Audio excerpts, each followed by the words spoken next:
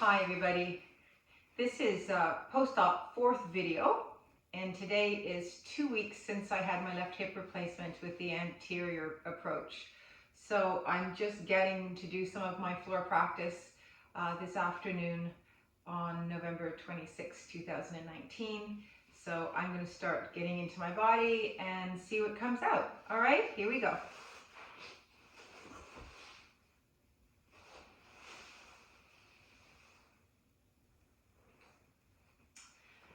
Okay, I think I'll take my glasses off. Start with breathing as I always do. In through the nose with lips gently closed, and exhale, a falling out breath.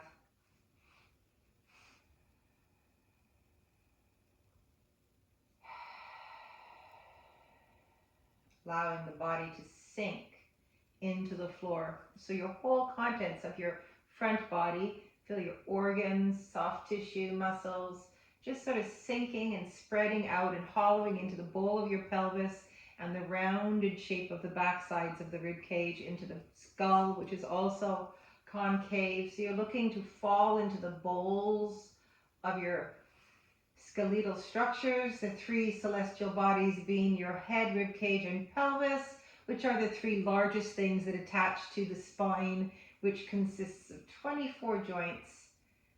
So allowing these big pieces to settle and everything inside of them to melt into their surface areas. So here we go. Nostrils is the inhale, focusing on the two black holes at the tips of the nose. And release.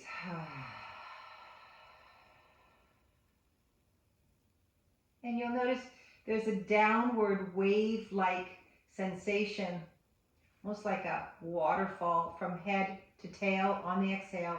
As the body sinks back in space, it also slides down from upper to lower in towards the pelvic bowl and the feet.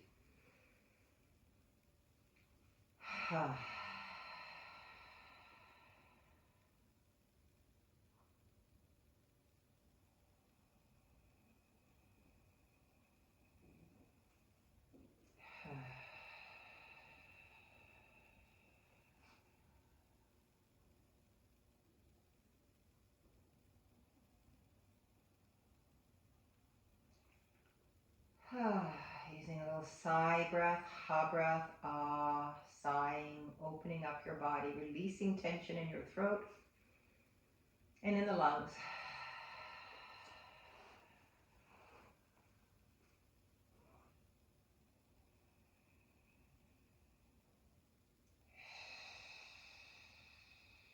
Dropping down into my feet, pressing the spread of the horseshoe shape like of my heels. Balls of the feet of the big little toe, equally in both legs, floating the pelvis up and away over the feet. Inhale, exhale, release. Don't collapse. Still the pylons of the feet pressing, but release. And then opening the back of the hip, releasing the sitting bones and folding at the hip joint to release the pelvis back down to neutral. Taking a breath in. Exhale. So today my back is a little tight. I have not been taking any painkillers for a little bit, and it's just a little bit talking to me. So is my left hip. Front of the groin is particularly sore today for some reason, so there's a lot of swelling. Swelling is kind of almost gone, but it's very localized now in this area. So I'm just putting this deflated little ball under my sacrum, and I'm going to start sacral slides. So I take the tailbone and I reach it away and up towards the sky, and then I reach it towards the wall and down the back side of the ball. And then I'm going to float up, down towards the wall, forward towards the ceiling. And on the inhale, tailbone pubis reaches long and then down the back sides without exaggerating the motion in the lumbar spine. So sacrum is reaching long and curl, hollowing out through the exhale, concave. Inhale, let everything expand, don't shut anything down. And allow this kind of release, as if you're pouring water out of a carafe. And then lengthening, feeling the shoulder blades on the exhale, sliding down the back spinal column long and away. And from there, I'm going to keep that hollow and release the knee up into thigh lift, and then release down. Inhale to open. Allowing the hip fold, flexion at the hip, flexion at lumbar. Exhale, shoulder blades down the spine, visualizing from head to tail, kind of traction down the tailbone, up a little bit the wall, and letting the knee follow that energetic pull up the wall and towards the ceiling and down. So I'm going to do it without talking now. Inhale deeply and out.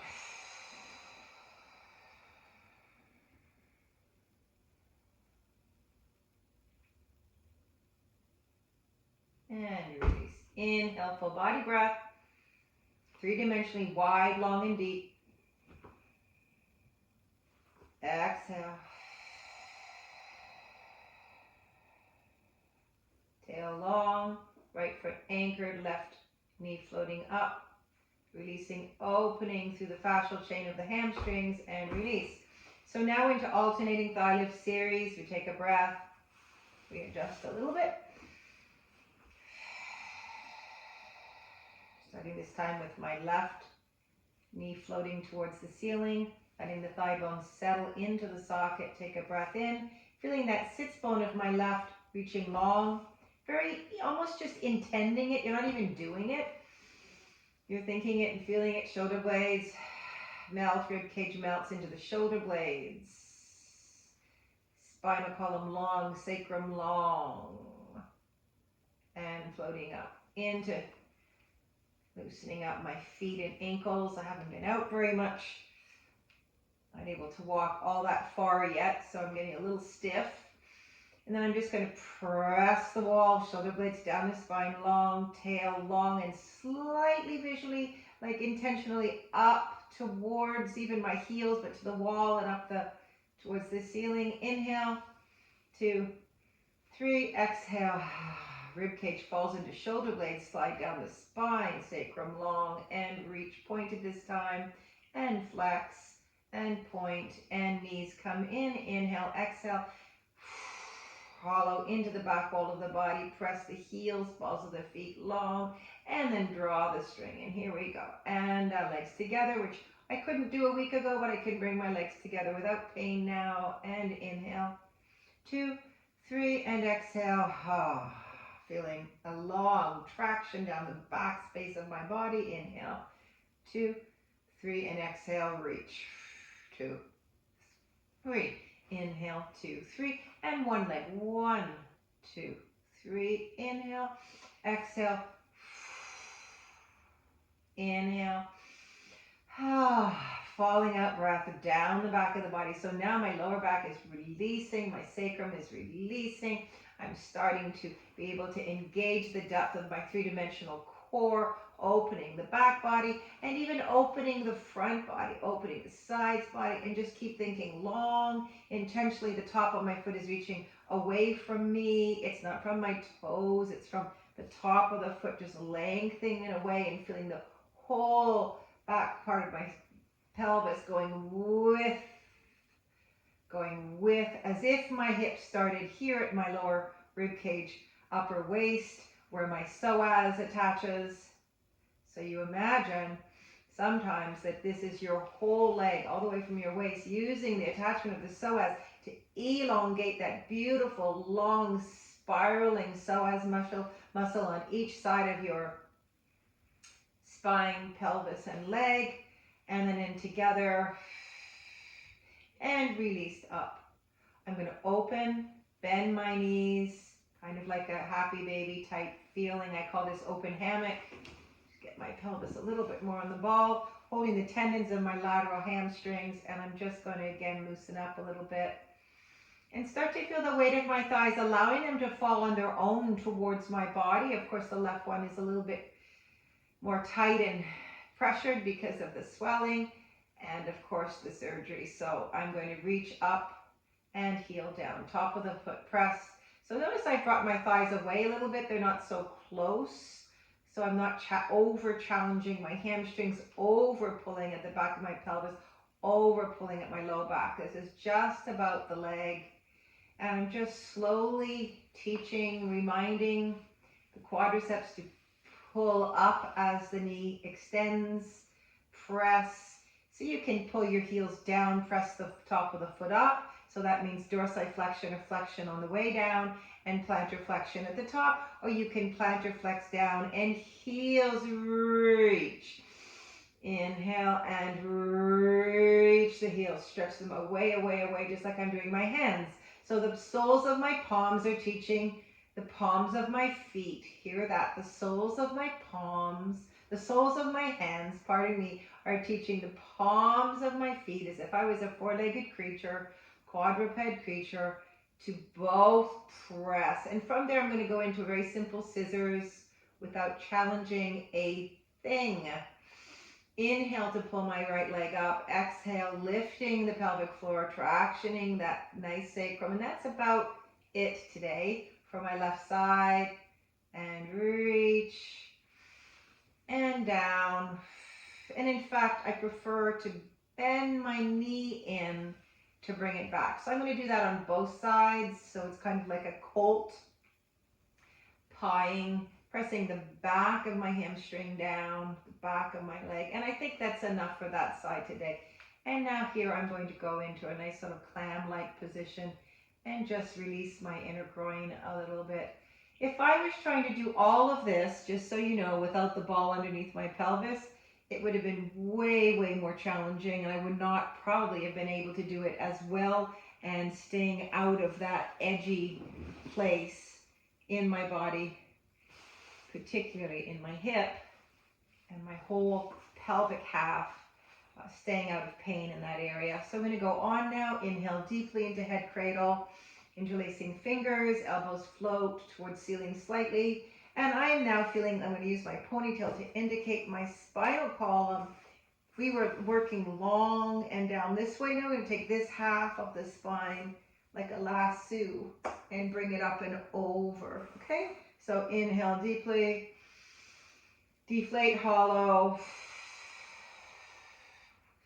Nice exhale, phrasing wave, riding the exhale down the body, float my knees.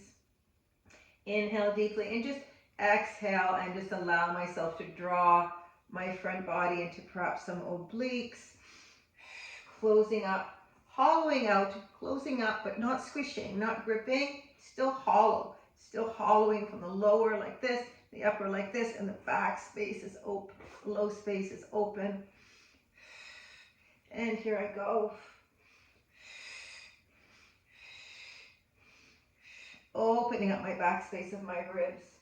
Engaging the 4 layers on each side of my body of my abdominals, obliques, internal and external, right up the midline of the rectus.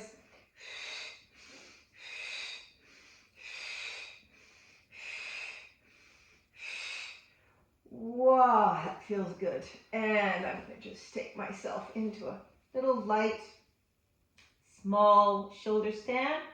Just releasing the blood flow out of my hips, the pressure in my pelvis, spine. And then coming down, mapping my midline of my spine to come home. Press the feet, whole shaft of the shin bone down. Inhale deeply and standing on my right leg, the non-surgical leg, activating the deep muscles of my back, lifting the pelvic floor up, sending the spine down. So it's like a fountain. You're coming inside, up, and then over and down. Energy down the pylon, and here we go. This is a big improvement for me to be able to stand on my surgical left leg like this. And I'm going to release it because it needs to release.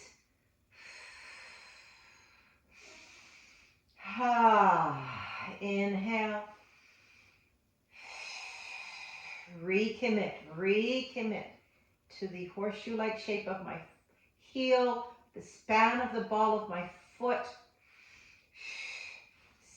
Energetic pelvic floor lift upward, spinal column downward. And last time on the right, just give it a little kick. And then coming down and softening halfway down. I think I'll use this 2-pound weight here. So it's just a 2-pound weight ball that could be empty, air ball. And I'm just going to do some lateral pelvic shifts here. So I'm taking my trochanter as a reference point for kind of like the axle in a wheel of a car. So imagine that this is one wheel and this is the other wheel. And the axis goes through my body in this sense. It's a horizontal axis. And I am leading from down here at my center of gravity. So your center of gravity is about 4 inches around your hip joint. And I've got some weight in my feet, but I'm not trying to lift up. But I'm lifting enough to be able to roll on the ball without it being really, really pressed into the ground. See, that would be a drop completely. So let's do that now. Now that's like a massage through the sacral area and SI joints, and it feels lovely in the medial glute line across the sacrum. Notice my knees, my shin bones stay still, the femur bones move. And then I'm going to make circles. And notice it's super tiny circles. You may not even be able to see the degree to which I stand on the horseshoe-shaped parts of my heels and balls of feet, lengthen a little bit, go to the other side and down. So slide, press. So my right glute med is working, my left glute med. So I'm going to change directions, shift to the right. My left glute med is working. My right one is working, and this has to open on the left side where my fingers are, and then across. The rib cage is not up. It's taking a holiday. So from there, I'm just going to massage. I'm going to massage. My poor little back, as you can imagine, poor little back of my pelvis and spine have been at attention since the surgery. It's only 2 weeks today. And I wanted to talk to you all a little bit about the first 3 videos while I do this. When I got home from surgery, within 2 days, I'm lying on the floor for the very first time going, okay, I wonder what it's going to feel like. And it was extraordinarily amazing, as you saw if you've watched those videos, of how much I could move with ease. I mean, however, and so much different than the lateral replacement that I had on the right side. It took way longer to be able to do that kind of movement. So, since those 3 videos and during that span of 4 days post-surgery to today, 2 weeks post-surgery, so that's 4 days to 14 days, 10 more days, I had some very, very, painful nerve pain down my spine. After surgery, often the sciatic nerve has been challenged and can get really tight, and I had that experience, which was quite unnerving, literally, and had to slow down completely for a little bit. So I did want to let you know that I have had a few setbacks on my journey to this day. And it's not all roses, as much as it may have looked like roses in those first videos. So that's important that you understand that. Sliding the sole of the foot, pulling the toes up, reaching the heel away, sliding the sole of the foot, drawing the heel away, away, away, pulling the toe up, reaching, inhale, exhale, and just opening again, opening my back space, playing around with feeling. And then from here, because I've opened the back space, I'm longer. So I come down and I'm a nice inch taller than I usually am. And I'm going to go into what are called heel rocks. So the heel space holds on the black mat. The top of the foot reaches beyond the heel and then before the heel. And it causes, the legs want to turn out, so you have to really keep them parallel. So it's work to keep, so it doesn't become this. Do you see how it's in my knees now and nothing's really happening? So the force of the impulse is traveling right up through my spine. So you can gently press the calves towards the floor. Here I'm going into walking. So right foot, left foot, right foot. This is the alternative. Do you see right, left, body half of the pelvic half, right? However, do you see how this is different? Press, pull, wait a minute. Press, pull, down, up, down, change, down, up, change, down, up, change, down, up, change. Totally different than boom, boom. They're both interesting, they're just different. Knee to ceiling, heel in. Land the foot, land the thigh. Knee to the ceiling, heel in, land the foot, land the thigh. And I just have to stand on my own 2 feet one more time. And this is called paint can, which is a little shake of your bum and pelvis as if you were a paint can shaking up the new paint color, which is something my dear colleague Mary Nemofsky named many years ago early on in our certification training course and the build-up of my movement therapy program called Integrated Movement Therapies. So I'm just going to use my arms a little bit, get some circular motion. And then I am going to lie on my side and come up. There we go. So heel rock, by the way, can also be done just like this. So you can do it sitting, and you can do rocks, rocks, rocks. So it's a kind of flossing of the nerves at the back of the body as well. And I think I'm going to stop there for now because I'm a little tired and call it a day. So thanks for watching. This is Danielle Bellec from Second Wind Pilates Plus on 2-week journey into recovery of my left hip replacement. Namaste. Have a good day.